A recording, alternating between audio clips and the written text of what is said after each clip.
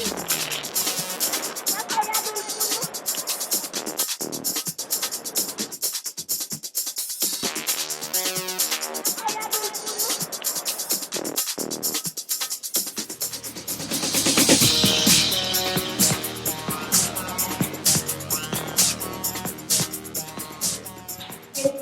a presentar a los ponentes. En primer lugar tenemos a Arturo López Levi, que es de la escuela, que viene de la Escuela Josep Corbel de Estudios Internacionales de la Universidad de Denver.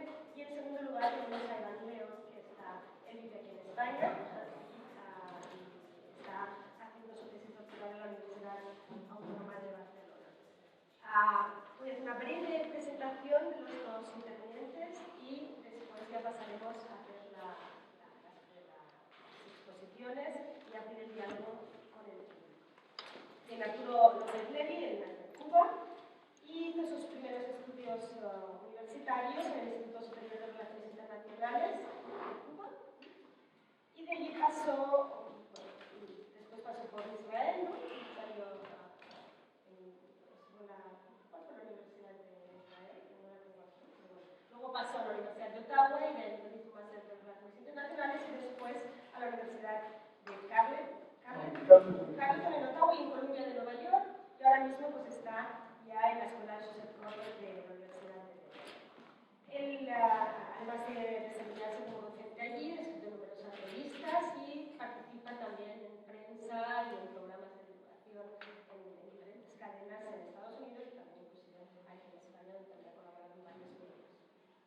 Por su parte, Iván León, él también hizo sus primeros estudios universitarios en La Habana, de periodismo, y posteriormente ha hecho varios másteres, ¿no?, de relaciones internacionales, uno en la Escuela Diplomática, uno del Doctorado de Relaciones Internacionales e Integración Europea de la Unión de la UAB, donde hizo también su tesina, y después también hizo Relaciones Internacionales y Diplomacia en la Escuela Diplomática de Madrid, y también estuvo trabajando en el Ministerio de Asuntos Exteriores español durante un tiempo, y sus últimos desempeños laborales fueron en el Programa Europeo para la Cohesión Social en América Latina, de Eurosocial, que también está en Madrid, que organiza y coordina la IA.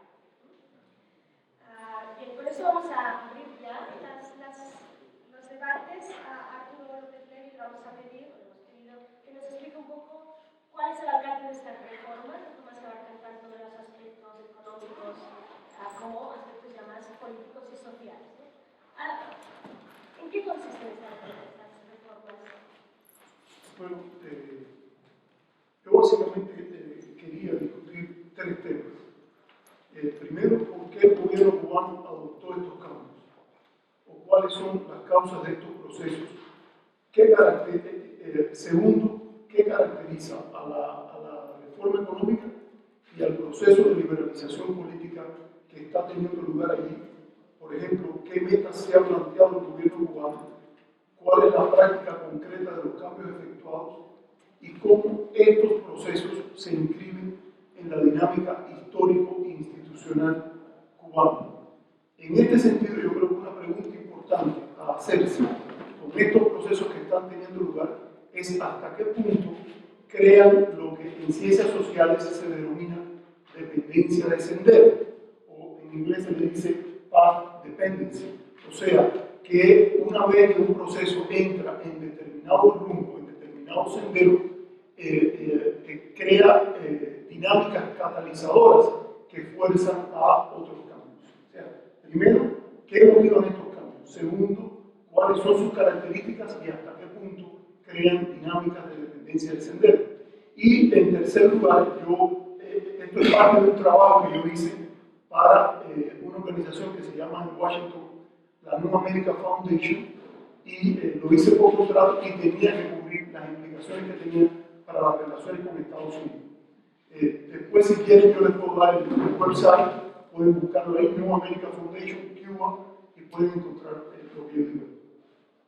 Para ir rápido presentando esto, porque tenemos 15 minutos y yo lo que voy a hacer es presentar el marco de análisis, y después en la pregunta y respuesta yo creo que podemos enriquecer el debate. Yo creo que para analizar estos procesos es importante en mi manera de ver las cosas, partir de una premisa, que es la necesidad de abordar la legitimidad política de los sistemas no democráticos desde una perspectiva no binaria, sino a partir de la existencia de zonas de legitimidad. Aquí sigo una tradición weberiana desarrollada en el estudio específico de regímenes desarrollistas no democráticos. Por ejemplo, yo me he nutrido mucho del estudio que he hecho antes con relación a Taiwán, Corea del Sur, la propia China, donde el Vietnam, donde regímenes autoritarios o post-totalitarios compensan la pérdida de legitimidad en una zona con cambios en la forma en que se legitiman en otra. Por ejemplo, la pérdida de un dirigente carismático puede ser compensada con un mejor desempeño económico que atrae mayor apoyo al proceso o al menos reduce el cuestionamiento a aquellas zonas de ilegitimidad.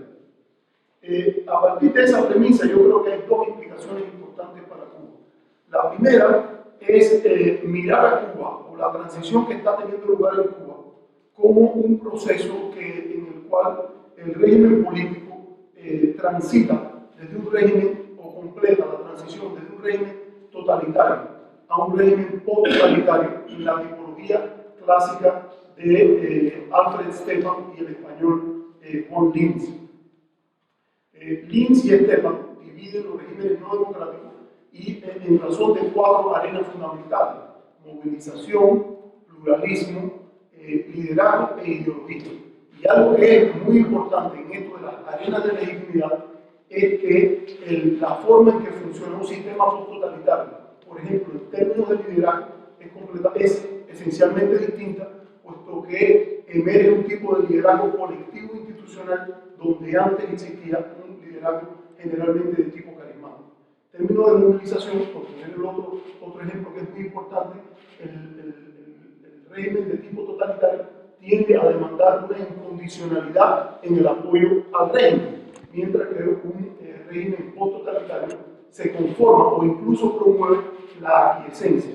En términos de pluralismo, un régimen totalitario tiende a penetrar la sociedad y a eludir o evitar la formación de todo tipo de pluralismo, mientras que un régimen post-totalitario se regodea en el tipo de pluralismo cultural, social y económico para garantizar la permanencia del unipartidismo político.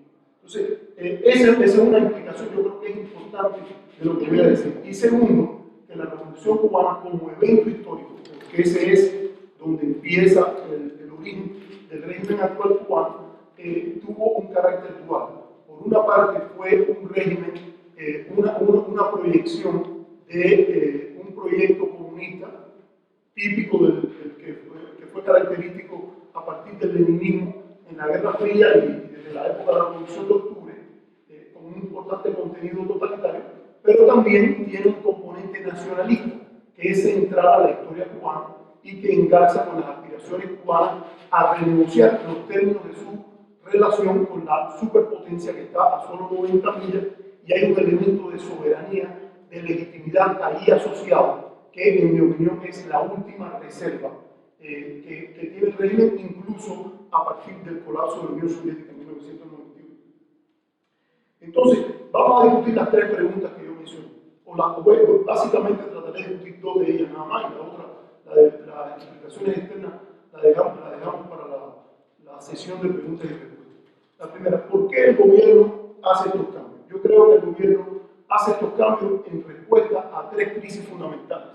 La primera es una crisis económica que abarca no solo el agotamiento del modelo de economía de comando típico de Cuba hasta 1991, sino también el agotamiento del modelo de economía de comando con incorporación de segmentos compactos o segmentos amurallados de mercado, con los cuales el gobierno pretendía balancear un poco las ineficiencias y fallas de la economía de comando, pero abriendo espacio al sector no estatal, a mecanismos de mercado, etcétera, que fueron las reformas de los años 90, que son muy importantes para entender el punto de partida que hay ahora.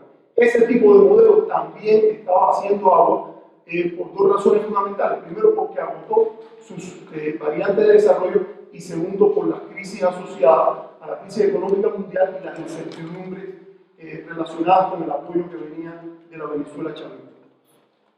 Segunda crisis que yo creo que es importante ver aquí es la crisis de liderazgo. El gobierno había sido sustentado en un régimen de un solo partido, pero también en un tipo de liderazgo carismático. Comparado con el tipo de liderazgo o el carisma del presidente Fidel Castro, el carisma de cualquiera de sus otros seguidores, y esto es algo que yo en Washington, en una presentación, por cierto, sentí mucho, que la gente hace ese tipo de preguntas, y te preguntan, ¿en qué medida la sustitución de Fidel por Raúl es algo más que un cambio de personal? Y a mí me parece que esta es una mala pregunta, porque cualquier cambio de Fidel por cualquier otro líder es un cambio que va más allá del personal, es sustantivo, porque comparado con el carisma de Fidel Castro, el carisma de su hermano, o a propósito de cualquiera de los otros posibles líderes, es equivalente al de una botella de agua mineral sin gas. Y esto es algo que yo creo que es importante. El gobierno tiene que acudir a nuevas formas de legitimación que no están asociadas al carisma del líder. La tercera crisis que yo creo que es importante apuntar aquí es la crisis de confianza. Y de confianza popular en la capacidad del Estado para resolver los problemas que tiene el país en los marcos del sistema vigente hasta ese momento. A veces se habla con simpleza y se dice que el periodo especial, que es lo que se llama en Cuba el periodo de crisis que sucede al colapso del mundo comunista, y se habla de él como algo temporal, transicional, etc. Cuando en realidad estamos hablando ya del 40% de la historia de la revolución. Estamos hablando que desde 1989, desde el año 91 al 2011, estamos hablando de 20 años de una revolución que tiene cerca de 50 años. Entonces, aquí hay un agotamiento de la confianza que en cierta medida existía en segmentos importantes de la población en torno al proceso anteriormente, o a la caída del campo socialista. ¿Cuál fue la respuesta? Voy a la segunda pregunta. ¿Cuál ha sido la respuesta que hace el gobierno? Básicamente estos dos procesos que he denunciado, que es el de la reforma económica y el proceso de liberalización política. A través de esto, el gobierno trata de buscar una nueva legitimidad a partir de desempeños en las áreas económicas y de estabilidad social con movilidad o con movilización limitada. Acompañando a esto habría una relación menos vertical entre el Estado y la sociedad civil y, como decíamos, el completamiento de la transición a un régimen de tipo post-totalitario. Ante la crisis económica, ¿qué hace el gobierno? Bueno, las características fundamentales es que lanza una nueva ola de reformas económicas como parte de un proceso que las autoridades insisten en llamar de actualización, eludiendo el lenguaje de la reforma, pero que implica un cambio importante en el modelo. El proceso consiste, yo diría que esa es su característica fundamental, en la transición ya desde un modelo de economía de comando con segmentos compactos, amurallados, de áreas de mercado, a una economía mixta, en la cual la integración entre los sectores estatal y no estatal se busca y se empiezan a abandonar las estigmatizaciones históricas contra el sector no estatal, particularmente el sector de pequeña y mediana propiedad privada. Segundo, se lanza una apertura de nuevos espacios al sector no estatal. O sea, ya en la reforma del 90 había habido una apertura mínima al sector no estatal, que ahora se amplía con el deseo de ampliar tanto como sea posible ese sector de economía pequeña que en algunos lugares puede alcanzar las proporciones de mediano, incluyendo una expansión de oportunidades para la inversión extranjera.